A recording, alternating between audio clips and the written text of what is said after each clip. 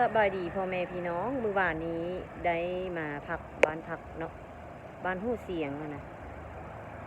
ปรากฏว่าลืมของไว้ในบ้านพักเนาะแห่งหนึ่งนะแล้วโทรศัพท์กลับมาแล้วปรากฏว่าทางบ้านพักเขาจะว่า25บ่เห็นเนาะแต่ว่าอันน่ะของที่เสียหายอันก็บ่ได้ราคาแพงดอกมันเป็นสายชาร์จแบตเตอรี่นะเราเจ้าของสายชาร์จนั้นก็เจ้าก็บ่พอใจนะแล้วก็ทางโรงแรมเขาเจ้าก็บอกว่าคันถ้าบ่พอใจก็ให้ไปแจ้งความได้เลยนะแต่ว่าค่อยคิดว่ามันสิยืดเยื้อมันสิยุ่งยากนะก็บอกเจ้าของผู้สายชาร์จท่านให้ยาเยอะนะแต่ว่าอันนี้เป็นคติเตือนใจอันนี้เขาจะบอกว่าสิ่งของเงี้ยกระยามันมีในกฎระเบียบเขาเจ้าแล้วว่าอันน่ะของมีค่าอย่างกันแล้วแต่ถ้าลูกค้ามานอนบ้านพักนะให้กุมตัวเองนะเขาเจ้าจะบ่รับผิดชอบได้ทั้งหมดนะเพราะว่ามันเป็นกฎของเขาเจ้าเพราะว่ามันมีลากหลายเนาะอันน่ะคนมาลากหลาย100 คน1,000 คนเสียสิ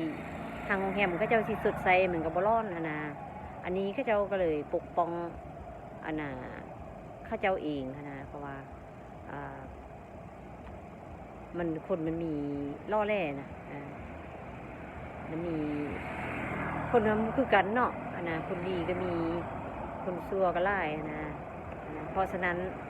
ทานได้ก็แล้วแต่เนาะเดี๋ยวมาลิ้นมาเที่ยวหรือว่าอยู่ประเทศอื่นก็แล้วแต่นะก็บอกให้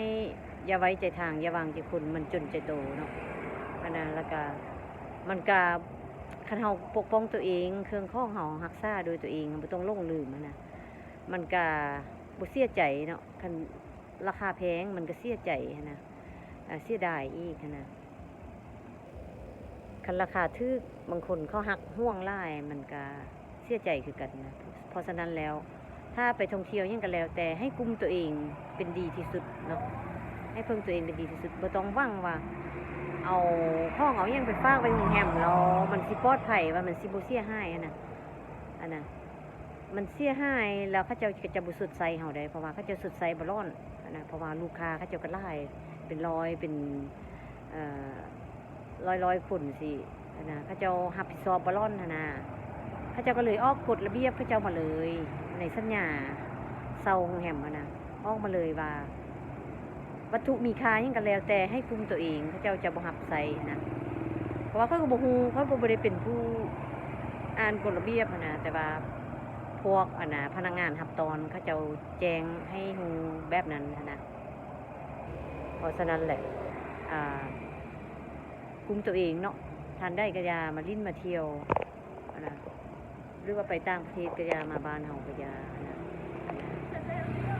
คุมตัวเองแหละเป็นดีที่สุดเนาะมาฮอดนี้ก็จบเพียงเท่านี้เพราะว่ามันก็ยักค้างคาใจนิดนึงนะก็ยักมาแชร์ประสบการณ์ให้เพื่อนๆได้ฟังได้ฮู้ว่าค่อยก็บ่ฮู้ได้ว่ามันก็แต่ว่าค่อยก็บ่เคยดอกว่าไปนอนโรงแรมแล้วเครื่องลืมเครื่องแล้วเขาจะสิบ่ส่งนะบ่เคยมีนะอันนี้อยู่ต่างประเทศมันก็บ่ค่อยมีว่าลืมของเราทางโรงแรมเขาจะบ่ส่งเฮานะมันก็บ่ค่อยมีถ้ามีปุ๊บอยู่อเมริกาเนาะบ้านเขาเจ้านี่คันฮู้ว่าลูกน้องเอาของลูกค้าแล้วบ่ส่งนะเขาเจ้าจะ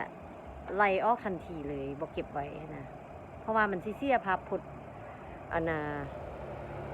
โรงแรมเขาเจ้าอันนี้แหละก็เป็นคติเตือนใจให้เพื่อนๆที่สิไปท่องเที่ยวเนาะ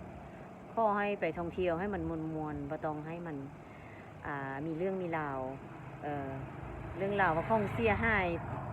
ของมีค่าเสียหายหรือว่าบ่มีค่าเสียหายมันจะเสียความรู้สึกเสียอารมณ์เอาอารมณ์เฮานี่นะไปเที่ยวมวนๆดีกว่าเสียของอย่างบ่แล้วเสียอารมณ์เสียเงินพร้อมคาดทุนเพื่อนๆขอให้มีความสุขหมดทุกคนถ้าจะเที่ยวก็เที่ยวให้มันมวน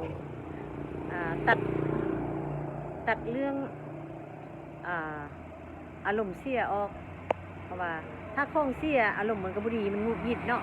เพราะฉะนั้นแหละให้คุมตัวเองเนาะประสบการณ์ครั้งแรกของข้าพเจ้าเลยว่า ลืมเครื่องแล้วบ่ได้ข้องคืนเนาะอันนั้นมันก็เป็นซอยยังบ่ได้เนาะได้เฮ็ดได้ก็ทำใจแล้วก็จบบริบูรณ์บ่ต้องอุกใจบ่ต้องโกรธแค้นเครื่องนี่ดอกนะมีปากมีเสียงกันบ่แล้วเทื่อเที่ยงกันบ่แล้วเอากฎระเบียบมาเต็งใส่กันกาบ่แล้วอยากให้มันแล้วก็สละแพงเลยก็สละซะเอาเงินไปฟ้องกันขึ้นศาลนะมันหลายกว่าหั่น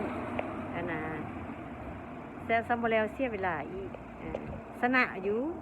สนะความแต่ว่าเสียทั้งเงินเสียทั้งเวลาเพราะฉะนั้นแล้วว่าใส่คำว่าสั่งหัวมันเยอะ